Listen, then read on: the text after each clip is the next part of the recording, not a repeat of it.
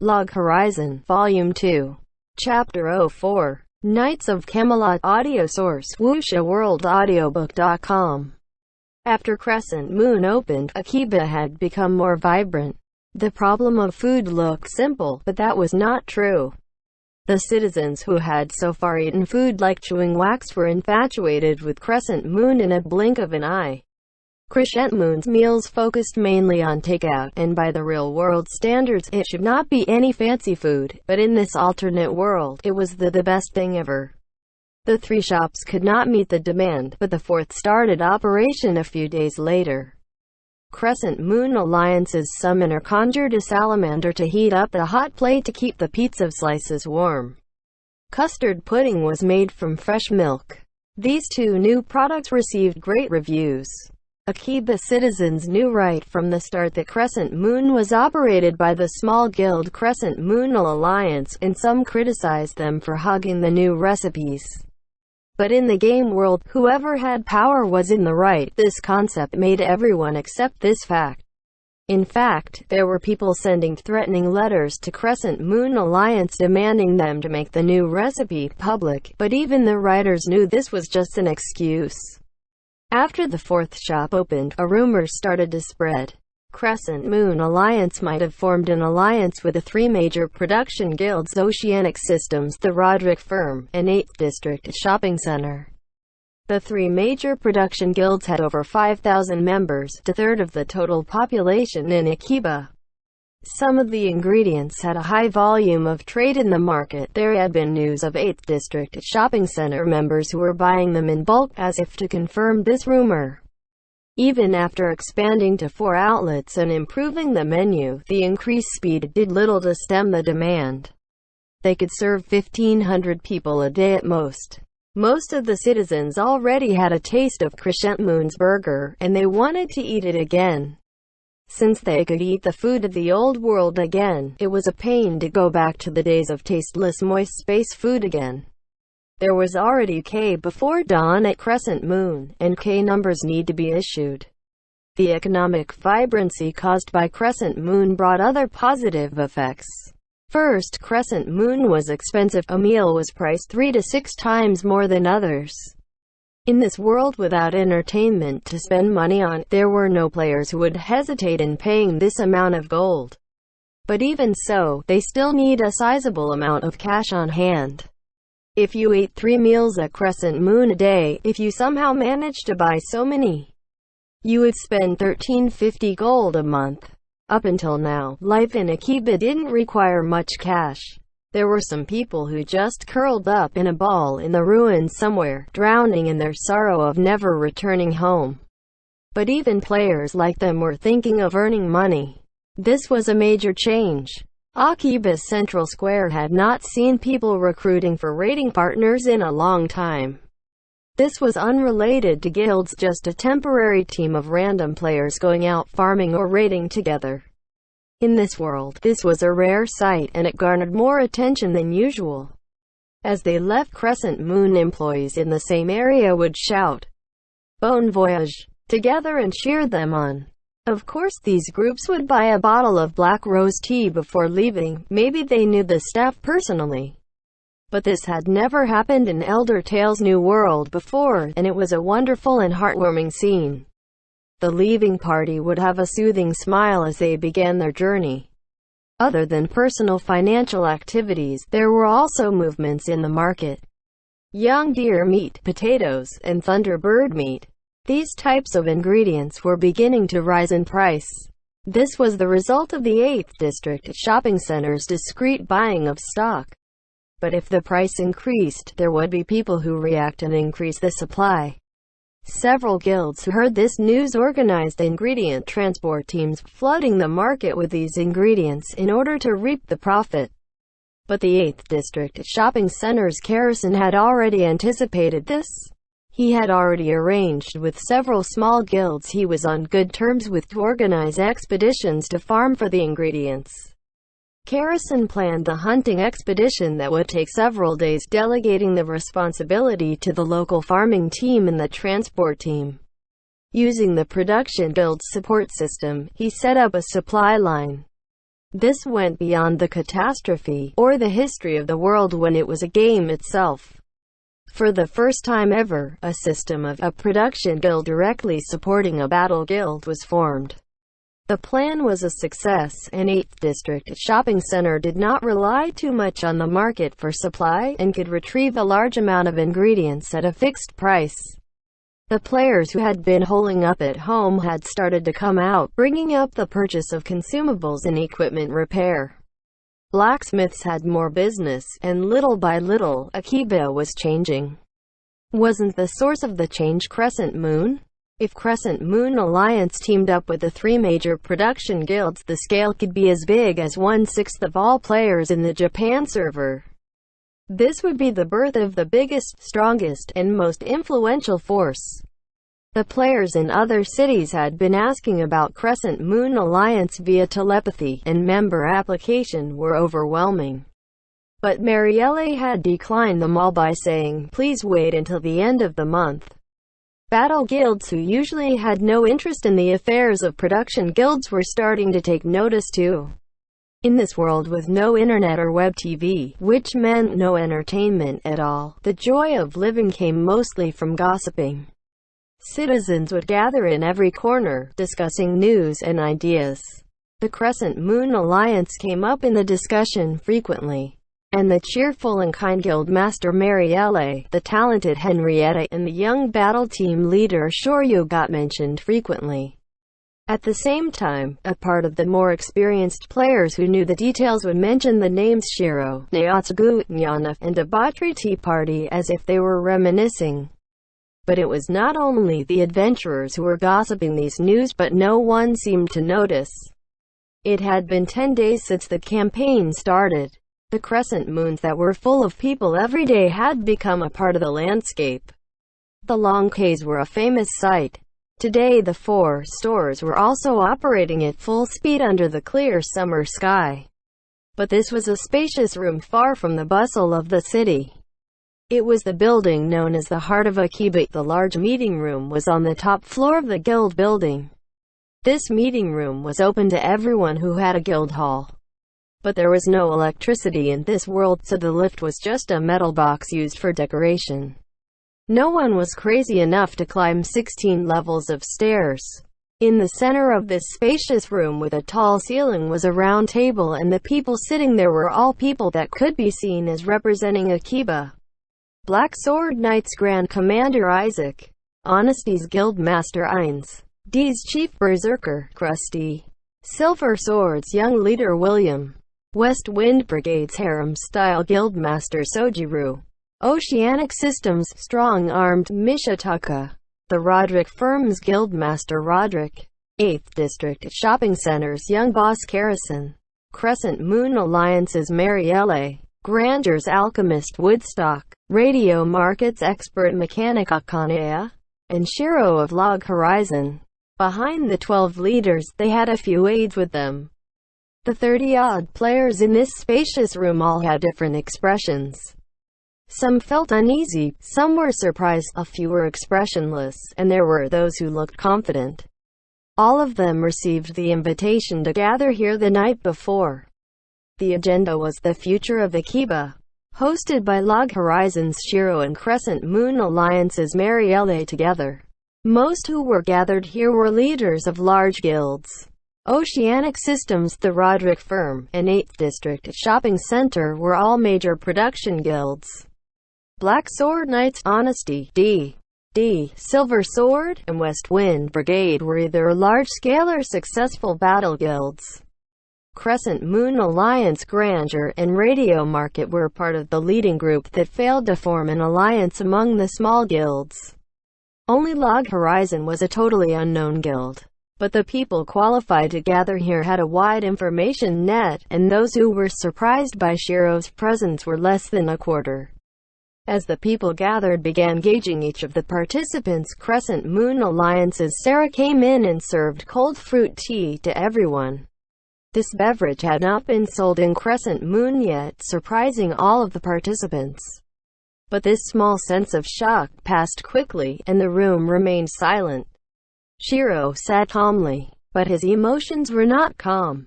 This meeting was Shiro's battlefield. He was not losing to a major raid battle where the fight spread across the arena. Shiro felt the fever of a heat stroke and the chill of the tense air. The participants were all people he needed to consort with, but only a few were allies he could trust.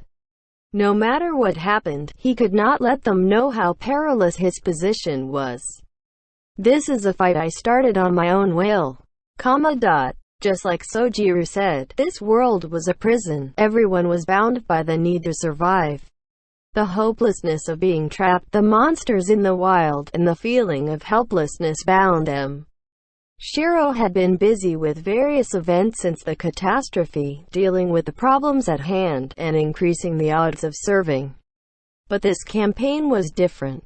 No matter if it was rescuing Toya, saving Minori, or building some form of order for Akiba, in the extreme you could say it was just Shiro's selfish will. This was Shiro's dream he wanted to fulfill even at the expense of fighting unnecessary battles. Of course Shiro thought this action was beneficial. Not only beneficial to himself but also the people important to him and to the whole Akiba city, Shiro believed. Even so, this was still Shiro's willfulness. This fact could not be changed. Based on this, Shiro had found freedom for the first time since the catastrophe. He used his willfulness as the starting point, started battles for the sake of fulfilling his wish, and gave it his all. This brought a high degree of tension and pressure that made him weak. But it also brought along a strong sense of joy. "Shiro-kai, are you fine nya?" Nyana, who was standing behind him, asked. Shiro could accept this concern directly. Including Nyana and the two not present, Naotsugu and Akatsuki, they had also accepted the Log Horizon label. This was the first challenge of this guild with only 4 members, and even though they were carrying out different assignments, they had a common battlefield to fight and win for your comrades. Shiro swore with determination in his heart. The tension increased in the room. Everyone was finally seated. Shiro stood up to give the opening speech. "Thank you everyone for making time from your busy schedules. I am very grateful. My name is Shiro from Log Horizon. Invited all of you here to discuss an agenda. The content is complicated, and I will need to spend some time on this, so please be patient." Shiro paused momentarily, looking around the table. No matter what happens, I am grateful that everyone attended, probably with the help of Sojiru working behind the scenes.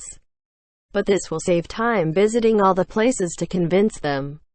On the other hand, this is the final battle. Keep your speech short, Debatrice Shiro. It's not like we don't know each other. The one speaking was Black Sword Isaac, one of the top few players in the Japan server. He had experienced hundreds of battles, leading the way as the vanguard in various major raids. Shiro was invited to lend his support several times too. Shiro thought he wouldn't remember a player with such an unpopular class as Enchanter, but it seemed that was not true. "What is the purpose of this meeting?" The one commenting impatiently was Silver Sword's young leader William. This youth had a head of long silky white hair tied behind him.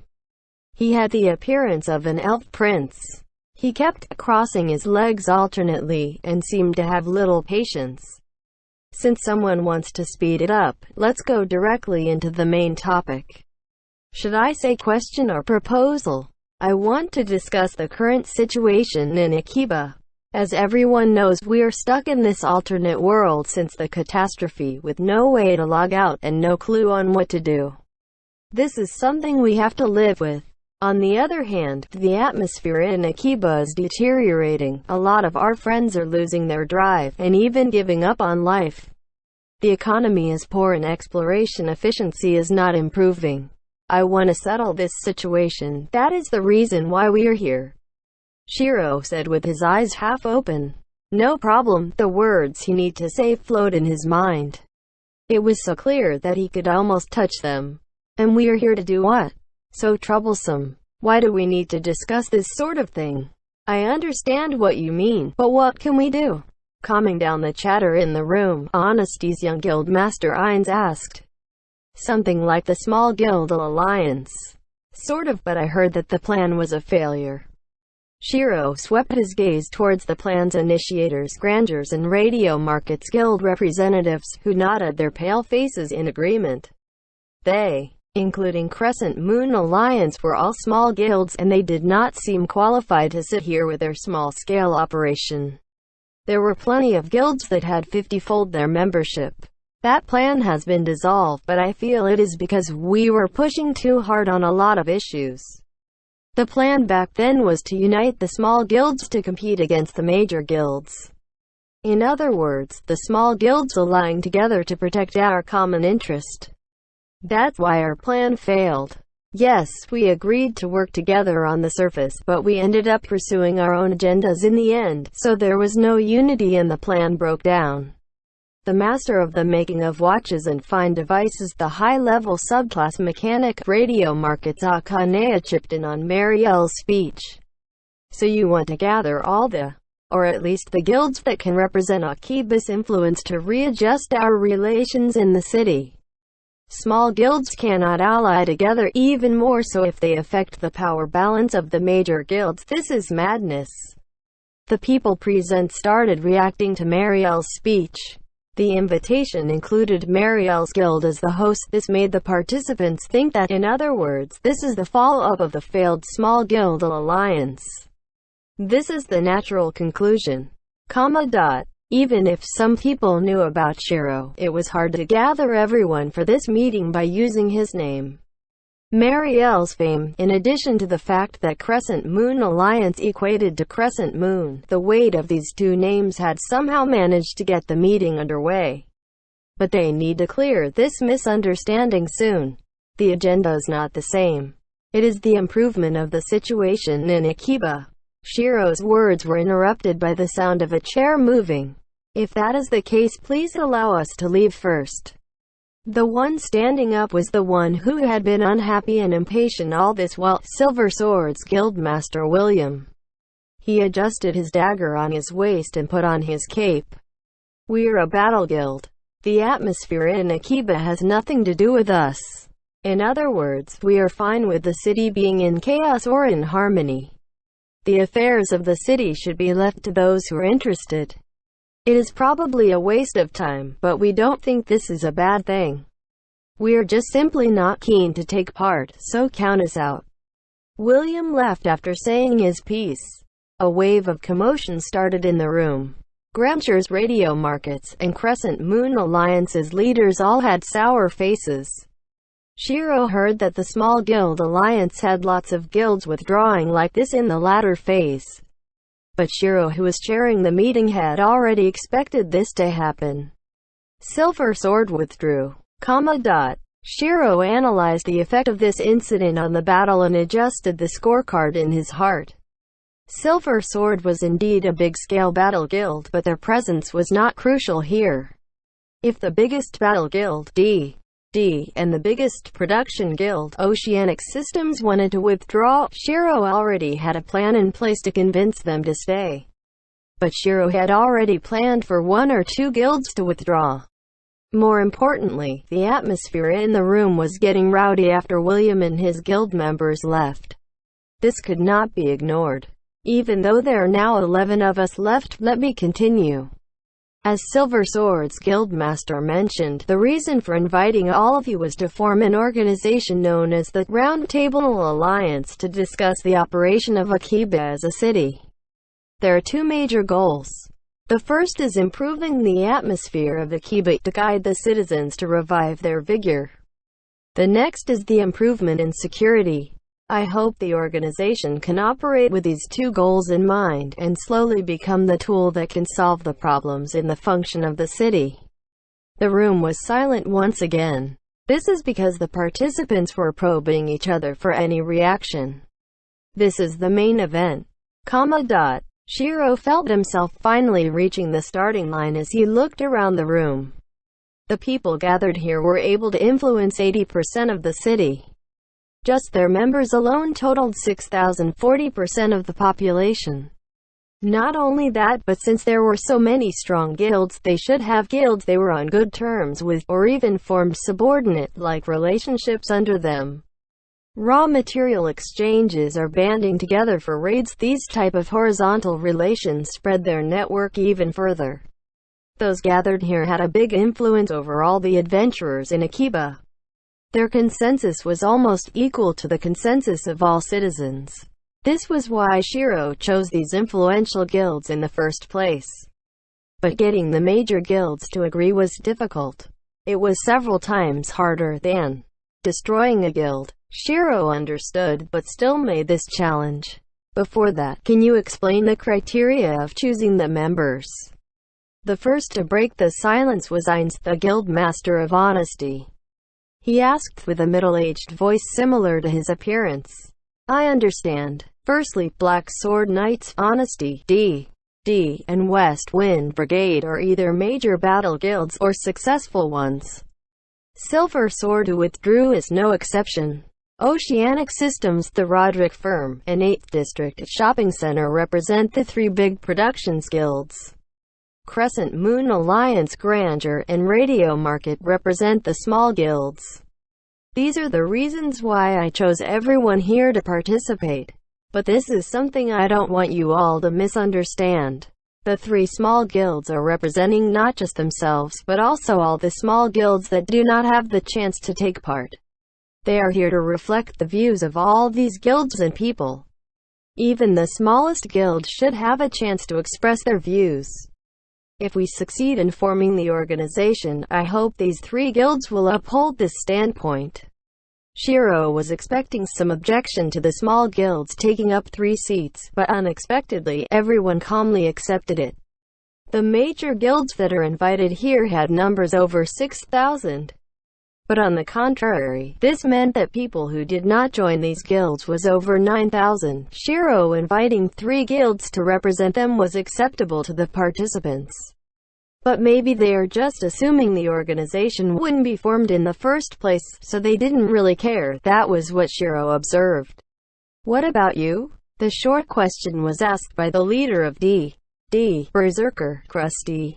He looked different than his nickname with his glasses and handsome face.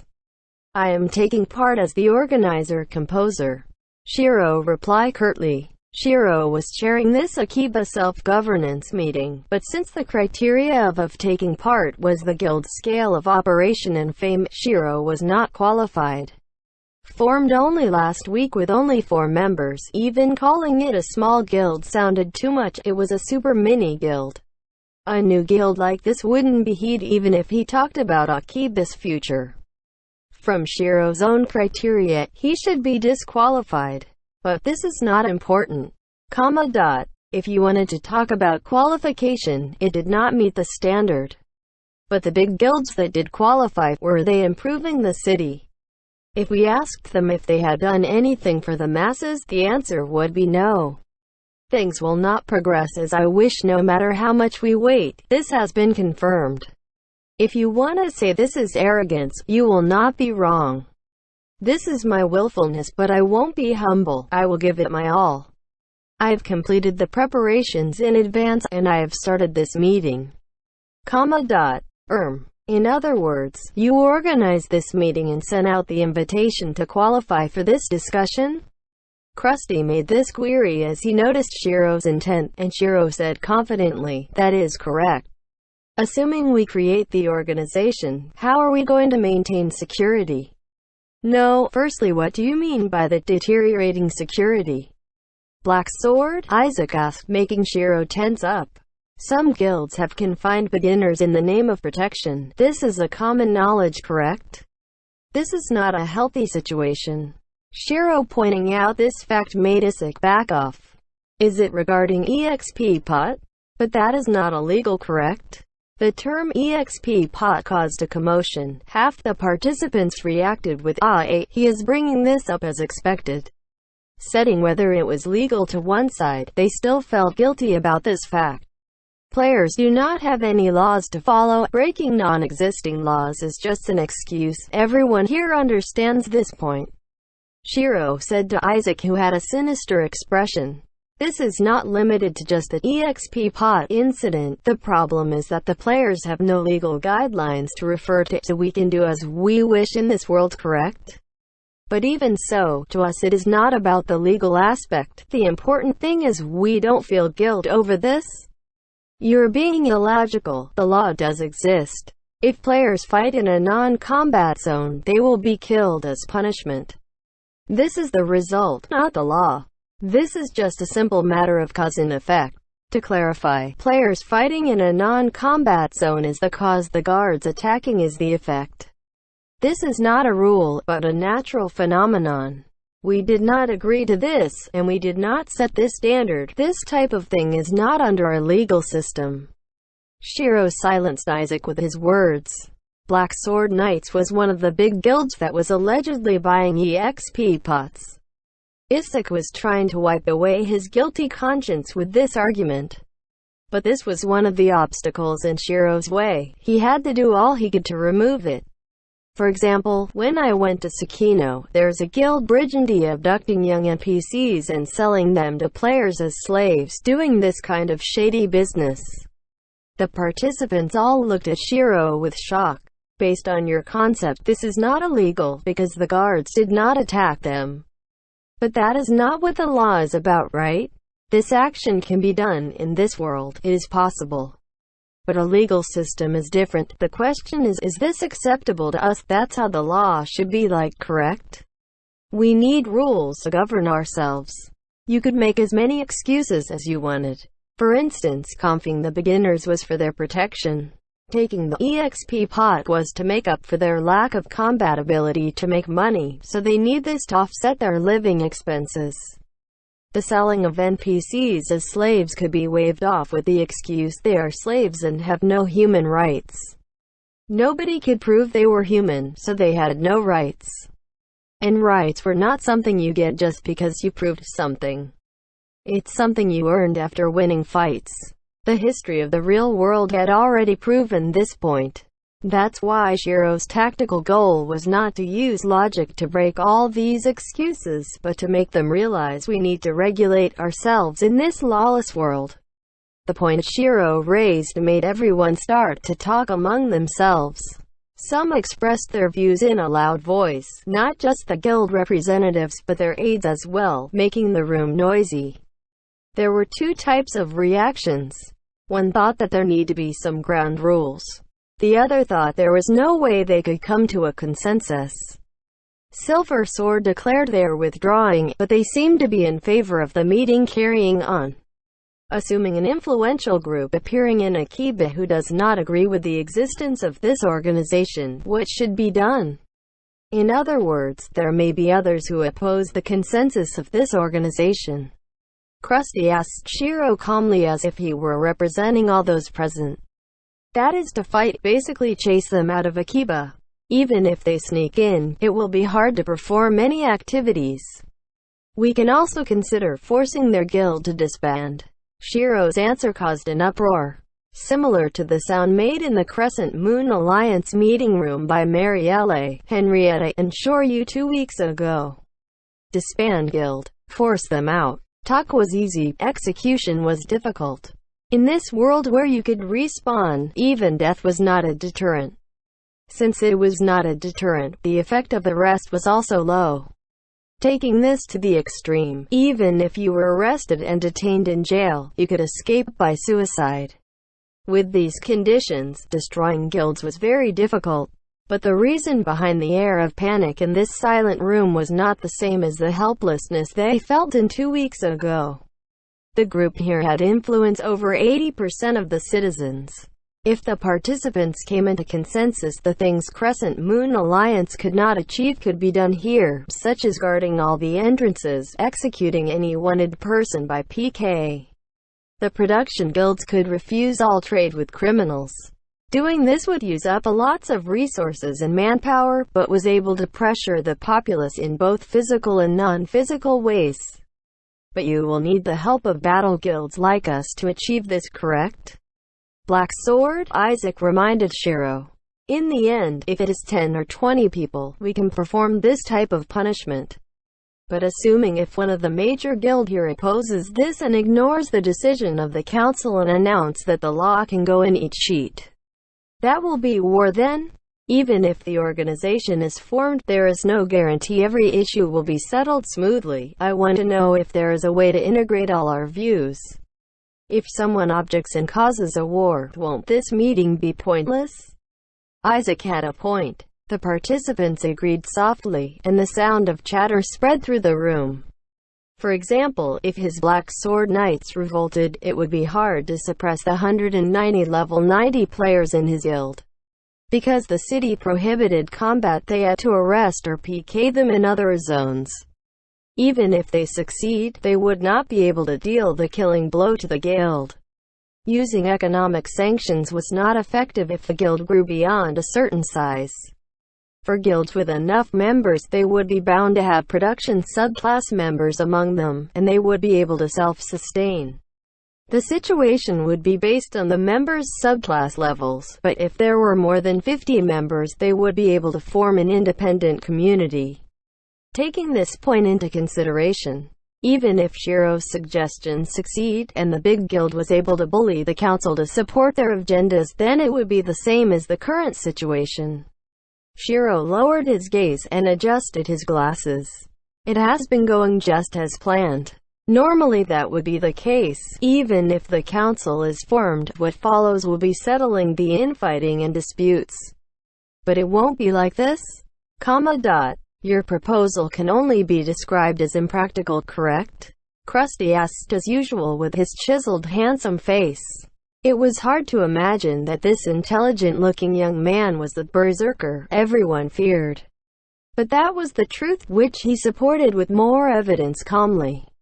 I think there is merit to forming this organization, but if it will be hollow like this, I don't think it can have any practical effect in binding the people to follow the law as intended. The criticism made Shiro raise his hand. Everyone was intimidated by the atmosphere, and focused their eyes on Shiro's action. The meeting fell into silence immediately. Today, about 4 hours ago, I purchased the guild building zone. Among the participants there was a feeling they had been shot with an arrow. Everyone took a bit of time to understand what his words meant. I have the authority to change the settings of the zone, including who can enter the zone. In simple terms, I can blacklist anyone and ban them from using the guild building. This means they cannot use their guild hall, the bank, and the warehouse. Everyone had the expression as if they were choking on something as they stared at Shiro. Only Henrietta let out a sigh. In this spacious meeting room, only she had seen through Shiro's intent. When Shiro heard her sigh, he let out a sheepish smile momentarily. See, it's so black that it shines. Henrietta seemed to say with a tone of both sympathy and the feeling that it could not be helped. This made Marielle, who was holding her breath, nod in agreement.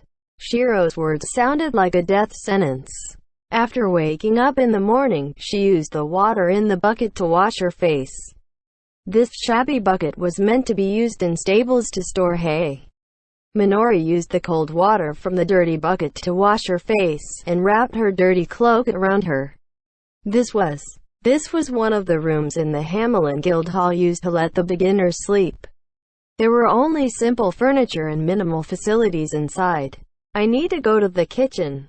The time for morning preparation was very tight. Everybody started to move, doing the jobs they had been forced to perform. Minori was in charge of distributing breakfast. She had to collect the food from the kitchen.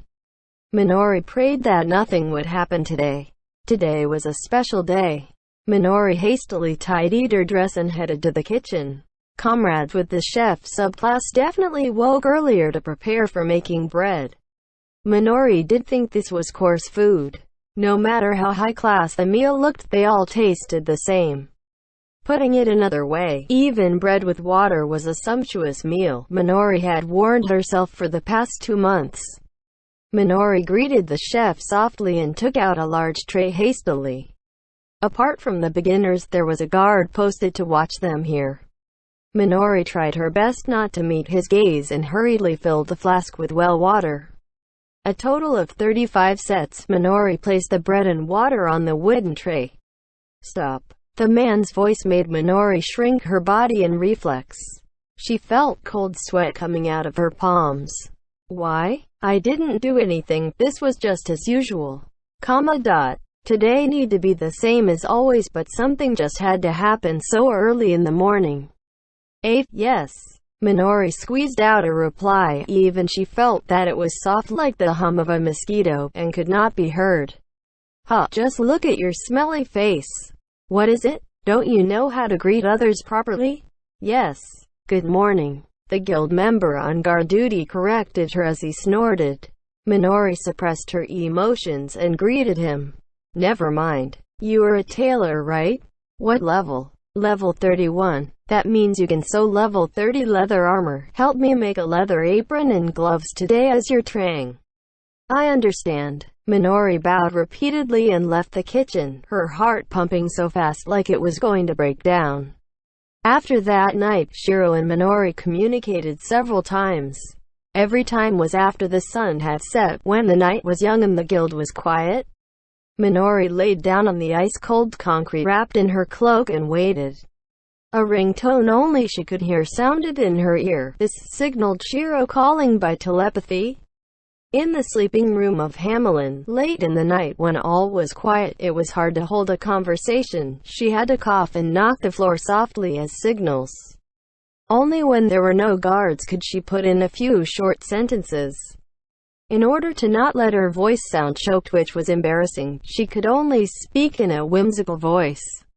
Shiro's content was usually normal daily stuff, once or twice a day, and the duration was only about 10 minutes. For example, where he went and who he met. The topics were like this. Shiro seemed to have comrades now. Naotsugu, who liked to make weird jokes, was a guardian. The short lady with a cruel and sharp tongue was an assassin, and the one Shiro addressed as chief, the mature swashbuckler Nyana. Other than this, she also heard about the Crescent Moon Alliance's Marielle, Henrietta and Shoryu. Shiro described what he had achieved in his ongoing plan. To put it concisely, she could catch a glimpse of Shiro's world. Shiro-san and I are in the same world. We are in the same world, but this world is tired and dirty to me. But pretty and wide to Shiro-san. Minori felt a pang of sadness. She didn't feel it was unfair. Seeing the world to be shabby was because her eyes and soul had been covered in shadows. Shiro's side was full of cheerful and kind people, but not for her. Minori understood her heartfelt jealousy. Shiro's world was bright and wide, but her world was dirty and cold. In other words, it was like the filth in her heart had spread to the outside. Thinking about this made her sad. Shiro described slowly and calmly. He had not joined any guilds before, roaming around the place like a mercenary who offered help. Even if he made progress, he would destroy the relations himself, never thinking of building anything. Even so, he was determined to build his own home. Even now he had jitters, afraid of working with others, afraid of asking for others, inviting others. But from Minori's view on, this was not Shiro troubling others, he was just worrying about nothing. Because he treated Minori and Toya kindly before. To Shiro, this may be a kindness not worth mentioning, but this kindness was still helping them even now. Shiro's world was won throughout his battles. If she could not have the world Shiro had, it meant she was not qualified. Minori probably lost her chance the first few days after the catastrophe. After the catastrophe, I was just hoping to be saved and was crying the whole time. That's why I lost. Minori thought with a bitter and tortured feeling. Joining Hamelin was the same. She was hoping to be rescued. She didn't want to do anything by herself, only focusing on others to save her. That's why she lost everything. The chance Shiro and Minori received equally was used effectively by Shiro, but squandered by Minori. Because of this, current situation was not unfair. Minori didn't have the bright things Shiro had, but it was totally not his fault. If I have any thoughts of blaming him, I will really be not worthy to talk to Shiro-san. Shiro had taken steps to build his own home, so Minori could do that too. Maybe she had lost all her fortune, but she was a beginner anyway, so she didn't have much wealth in the first place. I have Toya, my most important family. Even when she was scared and lonely on the streets, and could only hide in the dark corners of ruins to live, that was definitely better than here. If she had this kind of resolve after the catastrophe, she wouldn't be in this position. Minori cheered herself up and headed to the room for the beginners. Shiro was really executing the plan to rescue Minori and the others, and deducing from what Shiro had said, not only Minori, but all the beginners in Hamelin would be rescued in this operation. Shiro-san is amazing. Calm, mature, cool, knowledgeable, tall, and gentle. Minori felt her thoughts going into a loop. Her face became hot and red. Someone like him was coming to rescue her. Shiro thought of Minori as a friend worth helping. Minori didn't believe she had such value, concluding that Shiro was just kind by nature. That's why he felt responsible for the twins he had spent such a short time with. But Toya was the same. He said before that Nichin is so cool, and after a long pause, he continued. Can I be like him? Toya was a brother Minori was proud of. Since Toya felt this way, Minori must be like this too. Minori must prove to Shiro that helping her was not the wrong decision. If she didn't do this in the future, Minori would not be qualified for Shiro to talk to her anymore. For this, her heart was set on deleting any thoughts of unfair. You could be envious and could feel sad because of envy. But if this pain could become the force to push her onward, Minori would welcome it with open hands. But she would not have time to entertain negative thoughts about unfair. Minori distributed the bread to the others, then moved her usual west corner of the room, taking small bites from the bread. The bread was bad, but it was not disgustingly bad. She swallowed mouthful by mouthful the dull and uninteresting food, and waited with bated breath. There were no mid-level guild members in the room. The beginners who had gathered around stole glances at Minori. Minori nodded to acknowledge them, and encouraged them softly. Shiro's lessons were mostly related to the basic functions of Elder Tales. It was very basic knowledge, but in this world with no internet access, the knowledge and the tips became a huge advantage for Minori and Toya. Not limited to class or subclass, this common and basic knowledge separated them from the normal beginners. The two of them used this knowledge to settle the unreasonable demands of Hamelin the best they could. This attitude had earned the trust of the other beginners over time. Minori took some warm water for her comrade that was not feeling well. As she handed it over, she continued to think. Shiro said he would make contact today, and to take action immediately after that. She had already mentioned it to her comrades. Toya definitely knew that they need to act today. Even though she didn't know when the message would come, Minori predicted that it would either be at dawn or at night. Toya would be going out to farm during the day. If the rescue subjects were separated, it would be hard to execute. After finishing the bread, the farmers moved under Toya's lead to the other room to prepare. The beginners involved would be ordered to gather, confirm the farming location, party members, and assignment. The appointed party members would check and put on their equipment and then head out. At this moment, a ringtone sounded in Minori's ear. He's coming. It is Shiro-san. Her heart beat like a fire alarm bell from the tense feeling of the coming commotion. Even if her brain knew she wouldn't die, even if she was killed, she would still be afraid when a weapon was pointed at her. Minori knew what kind of battle plan would come next, but it might become violent, and there was a high chance it would turn into a battle. But Minori had already considered that might happen, and was determined not to show her shameful side. After the telepathy connected, the voice only Minori could hear said, "Morning, Minori. Time is of the essence. We will begin the operation now. The signal is the same as usual. Are you in the room you usually sleep in?" Cough. Minori coughed once to convey the word yes. Toya is in the other room preparing. Yes again. WuxaWorldAudio.com. Understood. Later, when the time comes for Toya to leave, exit the guild hall together. Same for all the beginners, just walking out a door will do. Don't worry, we have control over the guild building.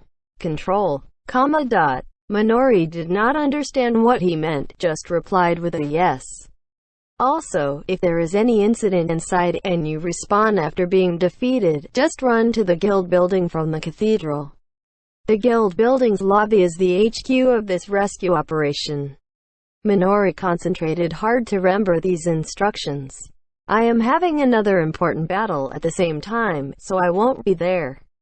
This operation will be commanded by a child named Shoryu. Also, another assassin named Akatsuki can be trusted. She will be at the lobby or nearby. Minori was so nervous that her legs felt weak and her chest hurt. But she worked hard to control herself and acknowledged softly, Naotsugu will be at the cathedral. If the worst happens, you can depend on him. Let's begin. Operation Escape. Toya received the same telepathic message. Nichin, the battle begins. Comma dot. Toya swallowed. His hands that were adorning his armor transmitted the sensation of nervousness. He breathed slowly and moved his gaze. It was still too early to inform his comrades. Shiro's instructions were to lead all the beginners and escape to the guild building. Toya and the others were in the Hamelin Guild Hall. Just a door separated them from freedom. If everyone got through this door, then they would complete Shiro's goal. If it was just him alone, Toya was confident he could escape in 10 seconds. But Minori wouldn't do that. Minori would leave only after confirming Toya had left. No, big sister Minori would be the rear guard, would only leave after everybody else had gone. Since that is the case, I cannot leave first either. Comma dot. He knew his elder sister's Minori's nature tended towards self-reproach. This was the negative side of being responsible, and Toya felt this sense of responsibility came about because of him. Toya liked his sister. Classmates had said that a brother and sister's relationship was one with lots of conflicts. Some habits or thoughts were tolerable if it were others, but if it was someone living under the same roof, it would create pressure. Toya remembered thinking that this concept made sense. But from Toya's point of view, this pressure came from seniority relations. Normal siblings had an age difference. Their difference in abilities could not be overlooked. In the elder sibling's eyes, a younger sibling was like an untalented version of themselves. For the younger ones, the elder siblings were tyrants. That's why there was pressure living together. But this was more relaxed for twins. Minori was the elder, so she would take care of him in all manners. But their time of birth differed by only a few hours. Toya wouldn't view her as his protector, but treated her as his family, loved her like his partner. Because they were twins, they coordinated with each other well when playing or quarreling. Normal siblings had an age gap, but they had no such experience with seniority. Toya thought they were very fortunate. But even if their age was the same, his sister was more timid when it comes to relationships. Toya was a boy, so he needed to protect his sister. Toya had always thought of this as his duty. Hey, time to move out. I will report to the guild master. You guys go and fall in front of the guild building. The one issuing the order was the farming leader, the proud summoner. He left the room after saying that, probably to the guild master's room. Toya secured his cheap taichi to his waist, faced the door, and said to his comrades behind him, "The help that I mentioned before is coming. Move to the guild building lobby now, hurry." A choking sound came from behind. Everyone should have sensed the situation and started moving in a hurry.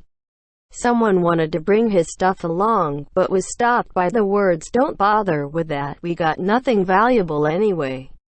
Yes, Toya said they didn't have anything that could be described as wealth. The most he had was the cheap bag of holding that ignored the weight of items and the clothes and junk inside. Toya put his ear on the door and looked behind him. Several comrades nodded in reply. Toya opened the door that led to the corridor of the guild hall, and headed straight to the other beginner's room. Toya walked to the door, and heard a scream and the sound of a collision. Toya opened the door without hesitation, and he saw Minori struggling with a mid-level guild member. They found us out? Toya breathed lightly, and headed to the girls who were watching the two, struggling in fear, signaling them to leave, and slamming into the short-haired bandit that was pushing his sister down. "Hey, what are you up to?" A sound of a man sucking in a big breath. That should be the bandit preparing to bellow loudly. Sister gave a fearful expression. Just seeing her face made Toya move his body unconsciously, lowering his center of gravity, his left hand turning smoothly. Instead of pulling the sword out, it was more like the Tai Chi flew from its sheath. The bright silver light turned into a line, going straight for the target's throat. This was the samurai's skill, Lania's capture. The effect of the skill was destroying the opponent's voice box, preventing the chanting of magic. The short-haired bandit under this effect was not planning to cast any spells, but the effect still worked, as he put his hands to his throat and coughed. Guild halls were normally a non-combat zone. If you performed battle actions, even if you were alone, NPC guards would teleport in immediately. But the non-combat zone setting could be toggled by the owner. Hamelin had set the zone to allow for battles in order to manage the beginners. Mid-level members used this setting to torture the beginners. At least until today. "Take everyone and go." Toya's voice made Minori stand up and lead her female comrades to the entrance of the guild hall. There was no time to waste, she could only cheer them on and guide them. On the other hand, Toya was facing off with the mid-level bandit. He had a rough face and eyes burning with hatred. The beginner he looked down on made him lose his voice, spurring his wrath. Toya and him had a difference of 20 levels. The bandit drew out a curved knife that was 50 centimeters long from his waist and slashed at Toya. Lania's capture could only remove the ability of chanting spells and talking, which was a threat to sorcerers and healers. But it could not seal the combat ability of a melee character like him. The bandit's knife was sharp, breaking through Toya's defenses easily and cut his body. The difference in ability between the two of them was too big. Toya's surprise attack worked because of two reasons. The first one was the arrogance of the opponent, who was careless in thinking that the beginners would not revolt. The second was that Toya used Lania's capture. Samurai's skills had long cooldown times, most of them could only be used once every 5 to 10 minutes, they were single-use skills. But in contrast, all the skills were said to be very strong and accurate. This special trait meant that the skill was effective even on a player who was 20 levels higher. The moves were strong and had many varieties, but convenient mid-level skills to tide over the cooldown time were few in number. That was the samurai's characteristic. Lania's capture lasted for 15 seconds. There were less than 10 seconds left. Toya suppressed his panicking emotions as he tanked the bandit's attack. No need to win, just hold on until everyone escapes. Blood mist sprayed all around him, which obviously came from Toya's body. The pain was hard to bear, almost to the point of numbness. He could feel his limbs turning cold and heavy. Toya. The bandit's attack was suddenly blocked by a barrier that looked like a mirror. The mirror could not withstand the attacks of the higher-level bandit and was starting to crumble. This was Minori's damage prevention magic. Toya could see the bandits near in rage. "Everyone is at the entrance. Let's go to the corridor." "Okay, go." Toya waved his blade in a wide arc to stop the bandit and followed Minori, leaving the beginner's room for the corridor that was less than 2 meters wide. He could protect Minori here, preventing them from flanking from the side or back. Kaya. But the Lania's capture skill lost its effect at this moment. He held his throat, coughed hoarsely and shouted, "Do you know what is the consequence of this? Damn brats, I will kill you at least 100 times." Just as the twins feared, this roar could be heard throughout the guild hall. Several doors opened along the corridor, with Hamelin's core members appearing hastily with their weapons. The guild master with sunken eyes, the frustrated summoner, and the production-based man who looked at the beginners with disdainful eyes. They shouted threateningly in the same way and drew their weapons. "What are the two of you doing?" The summoner waved his hands widely, and a black wind appeared. The flying mob of insects which were as small as ants was the deadly bug squall, an attack spell that had the effect of obscuring your field of vision. It bypassed Toya and went straight towards Minori. Minori chanted damage prevention spells with all her might, but the level difference was too great. The relentless wave of black bugs was slowly breaking the Shang barrier, which shattered like glass. Even in a narrow corridor, I cannot stop magic from directly attacking my back line. I am so stupid. Toya blamed himself. He slashed at the black fog of bugs. What Toya saw was the sorcerer behind the fog waving his wand. Toya, Minori, just a bit more. Keep your head down. Toya hugged his sister with his bruised hand from the attacks and ran into the door which connected the two zones. End chapter.